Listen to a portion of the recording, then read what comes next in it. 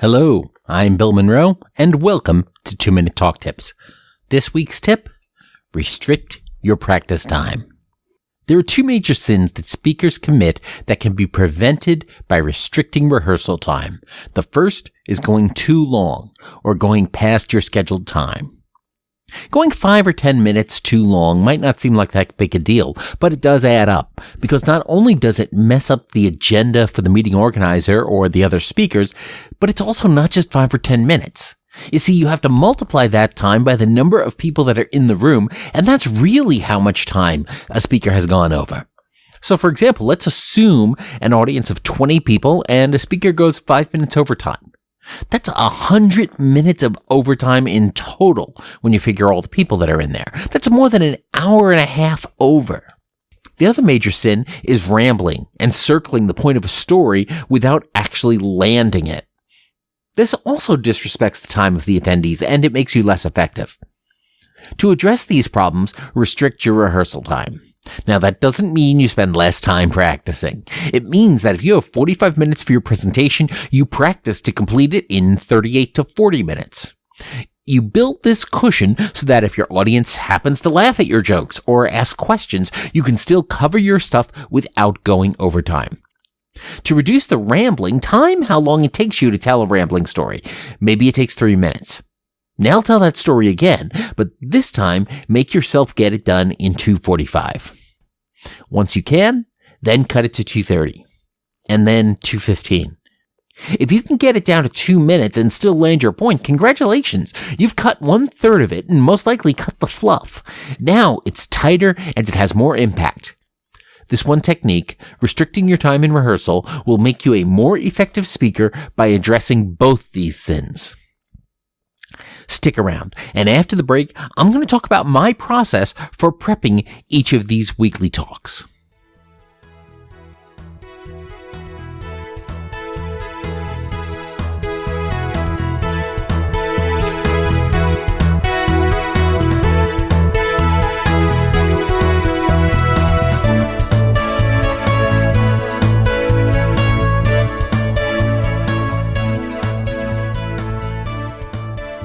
Welcome back.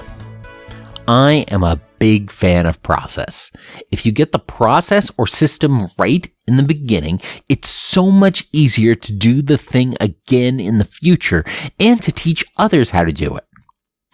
And while I've talked a lot about the process for building a talk or parts of a talk in previous episodes, this week I thought I'd talk about the process that I personally use to prepare each episode of 2-Minute Talk Tips. I hope that this helps you when you design your own process for your talks. Each episode probably takes about 5 to 10 hours to put together, and most of that happens before I turn on the microphone. I'll start by talking about my typical episodes. Book commentaries are a little bit different, so I'll talk about those later. So first of all, what do I do for most episodes? Well, it all starts with coming up with the idea or the topic for those episodes. And there are a few different ways that I do that. Sometimes, when I do long-term planning, I just spend some time trying to come up with a whole bunch of ideas. I'll sit on an airplane and fold down the tray table to start work, or I'll go sit in a nice Starbucks with something off of the Clover machine, or, I'll even just sit on my couch and ignore the rest of the world while I just force myself to come up with as many topics as I can, regardless of whether or not they're any good. I mean, I can always edit and skip them later. In fact, if I'm stuck coming up with ideas, what I'll try to do is just come up with bad ideas just to kickstart my brain.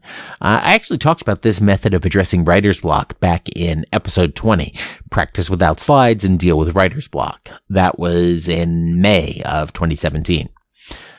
I also work with pen and paper at this stage. When I worked in an office, I would do this across multiple whiteboards. But I find that a keyboard makes this process less effective and less organic for me. Now, of course, everybody has different work habits and your mileage may vary. This is a professional driver on a closed course. Ask your doctor for details, yada, yada, yada. Sometimes, instead of just trying to come up with a whole bunch of ideas, what I'll do is I'll start with a theme and then work backwards. In this type of idea generation, I start with something not directly related to public speaking, and I look at it to find the public speaking lessons that are in it. Some examples of this include episode 47, where I talked about Star Wars: The Last Jedi, and episode 29, where I talked about Star Trek, and of course episode 12, where I talked about what I learned on the Joko cruise last year, which is basically Nerd Summer Camp. And looking at that selection right now, I just realized that all of these themes that I start with are all nerdy or sci-fi themed. It's funny how the brain works when it just sort of pulls that stuff together without you even realizing it. Now, most of the time, I can actually go ahead and pull lessons from things like this, or really just anything that I decide to pull the lessons from, but, not always. I thought about doing that this week with the Winter Olympics opening ceremonies, but I just wasn't feeling it. I wasn't feeling the ideas and the lessons jump out from those ceremonies at me, unless I wanted to get political, and really, I think I get enough of that stuff on Facebook, so I prefer not to do that here.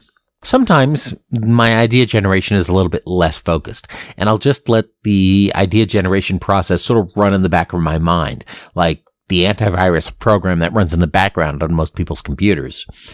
That way, there are a few nerve cells that are sort of dedicated to running through the concepts just outside of my awareness while I drive or shower or shop for groceries or exercise or do other activities. And that's actually where this episode comes from. Once I do pick a topic for our weekly episode, it's back to pen and paper again. I'll start with a broad topic and just start working through it.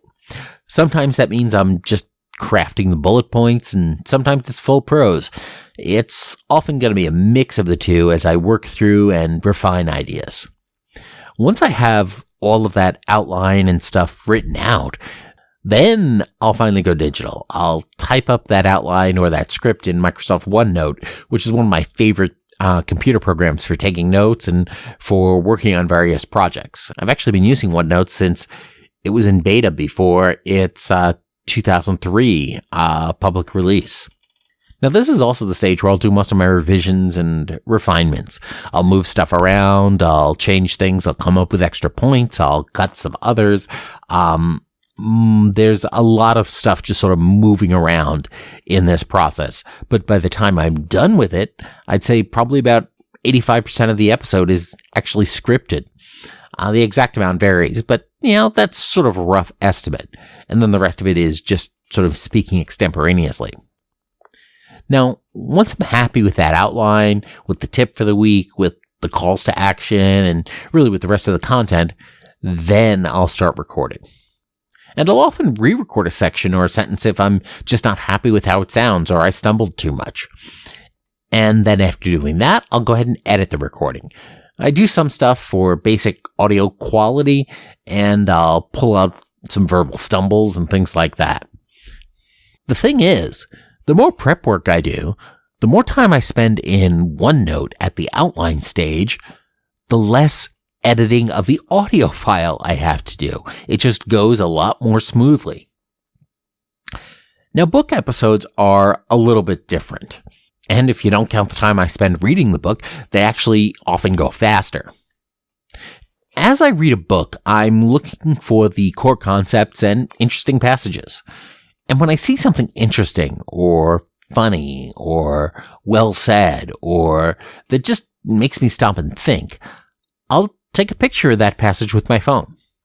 My phone will then go ahead and upload it to OneDrive, which is Microsoft's cloud storage service for consumers. Now, when I finish the book, what I'll do is I'll create a table in OneNote with 3 columns. I insert each of those pictures of passages into a cell in the left-hand column. Next, OneNote has this really nifty feature where it can actually recognize the text that's in a picture of text and let you copy that out and paste it someplace.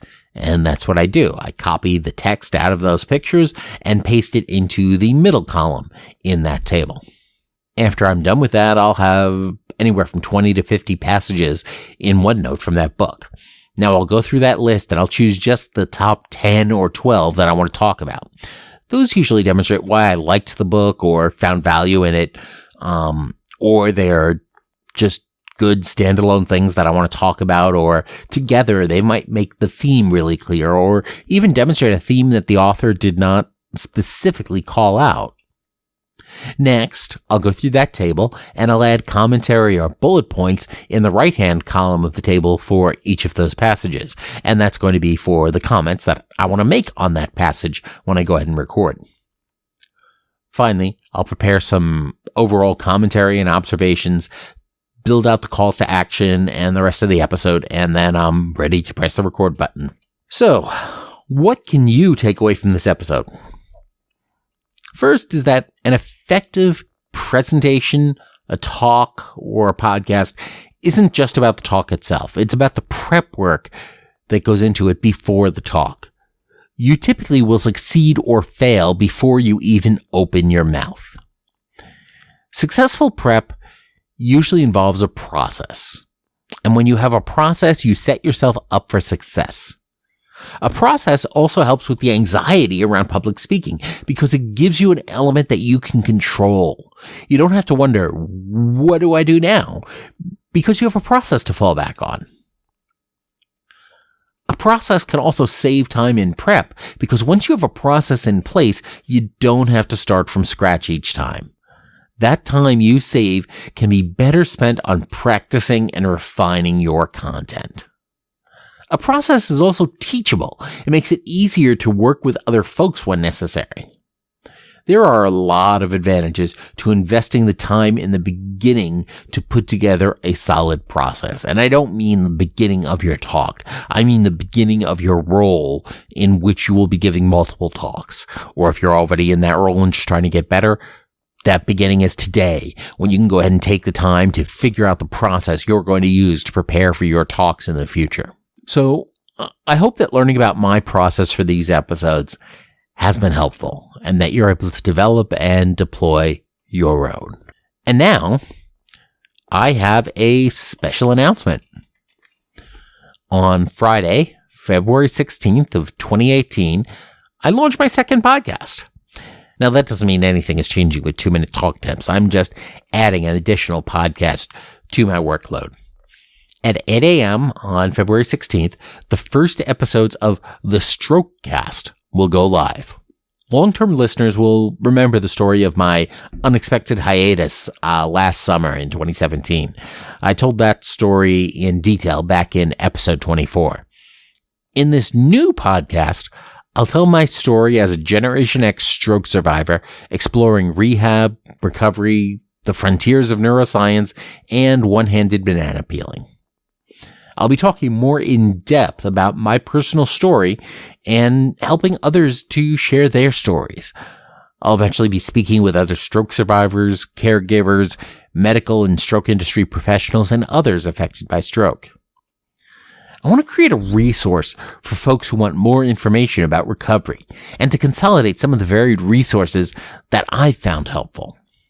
It may take a couple of weeks to populate all the podcast directories out there, but in the meantime, starting on Friday, February 16th, you can find and listen to new episodes every week at strokecast.com. I am really excited about this new project. So that's it for this week. What process do you use to prepare your talks? Let us know in the comments for episode 49 at 2minutetalktips.com. Next time you practice a talk, try restricting your time. Beginning on Friday, February 16th, check out strokecast.com for even more content. And finally, don't get best. Get better. Thanks a lot. I'm Bill Monroe, and I'll talk to you next week.